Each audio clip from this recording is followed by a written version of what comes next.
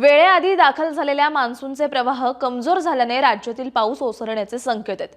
आज 31 मे रोजी विदर्भात वादळी वारे आणि विजांसह पावसाची शक्यता असल्याने सतर्कतेचा इशारा देण्यात आलाय। उर्वरित राज्यात तुरळक ठिकाणी हलक्या सरींचा अंदाज हवामान विभागाने दिलाय। नैऋत्य मोसमी वाऱ्यांनी यंदा वेगवान आगमन करत देशात लवकर आगमनाचा नवा आयाम रचला। मे महिन्यात कोसळलेला पाऊस देखील उच्चांकी नोंद करण्याच्या मार्गावर आहे। मात्र प्रवाह मंदावल्याने पुढील चाल अडखळणार आहे। पुढील 2 आठवडे विशेषतः जून महिन्याच्या पहिल्या पंधरवड्यात राज्यासह देशात पाऊस दडी मारण्याची शक्यता हवामान विभागाने वर्तवली आहे। शुक्रवारी म्हणजेच काल 30 मे रोजी सकाळपर्यंतच्या 24 तासांमध्ये मराठवाड्यात तुरळक ठिकाणी जोरदार तर कोकण मध्य महाराष्ट्रात काही ठिकाणी हलक्या ते मध्यम पावसाने हजेरी लावली। आज 31 मे रोजी विदर्भातील अमरावती, यवतमाळ, वर्धा, नागपूर, भंडारा, गोंदिया जिल्ह्यात विजांसह वादळी पावसाची शक्यता असल्याने सतर्कतेचा इशारा देण्यात आलाय। उर्वरित राज्यात मुख्यतः पावसाच्या उघडीपीसह तुरळक ठिकाणी हलक्या पावसाचा अंदाज हवामान विभागाने वर्तवलाय।